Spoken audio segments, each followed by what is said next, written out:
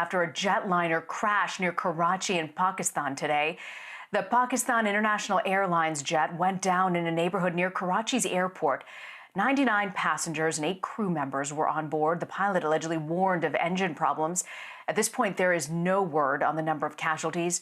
For more on this, I want to bring in CBS News correspondent Imtiaz Tyab. He joins me now from London. Imtiaz, what is the latest that you can tell us?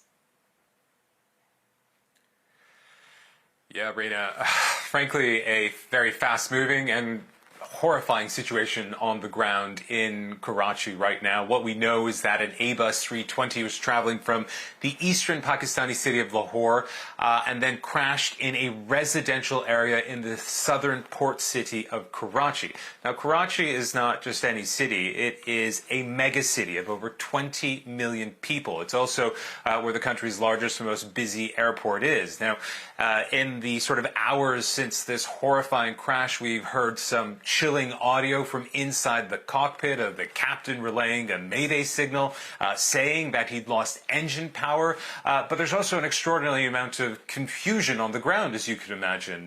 We're not very sure if there have been survivors. We, of course, see people on the ground, those extraordinary cell phone videos of just a mangled neighborhood, this black plume of smoke, and of people being carried away from the crash site. Now, there's some suggestion that may have been some survivors or local relatives. Whatever the case, it really just adds to the tragedy of this flight. Now, this was a special flight arranged for passengers to get home for the Eid holidays to mark the end of Ramadan after lockdown restrictions were loosened. But here we are, Rena. Absolute tragedy. Yeah, absolute tragedy, especially ahead of this, what was supposed to be a joyous weekend, the holy month of Ramadan with Eid.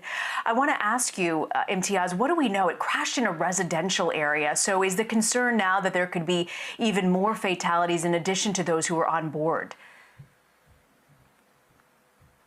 I mean, I really just can't underscore how horrifying enough this is. It's not just a plane crash. This is a plane crash in a residential area. And again, as we've been saying, Pakistan, or rather Karachi, is a very dense city. You know, people live in, in low-rise apartment buildings, many sort of generations in one home.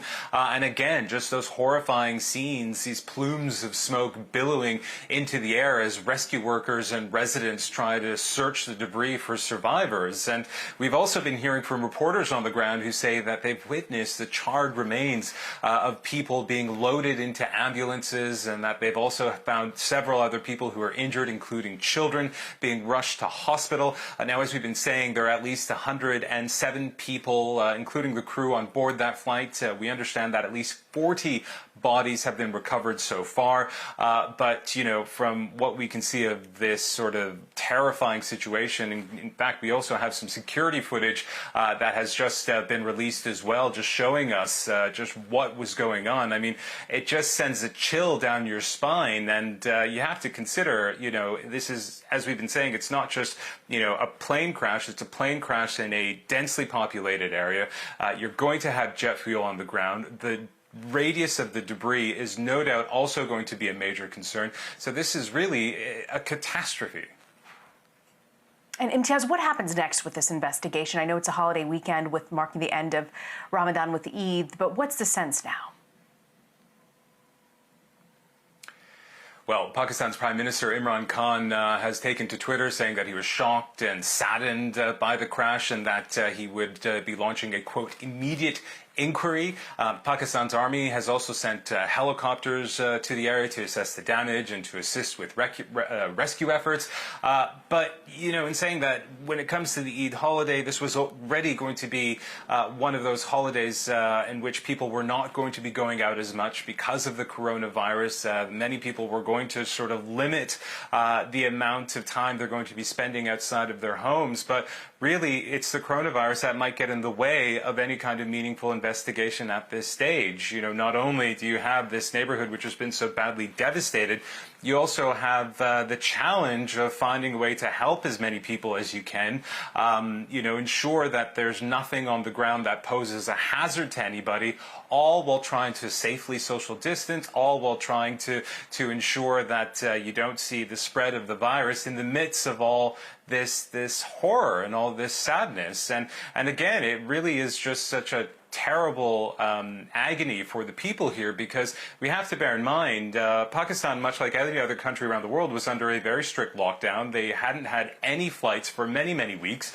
and then they sort of started allowing these flights because they wanted people to get a chance to go back to their home cities and isolate with their family members. But here we are. We have this terrifying and, quite frankly, terrible crash now. It certainly is. We'll be continuing to follow this, as we know you will. Imtiaz Tyab coming to us from London. Thank you very much, Imtiaz.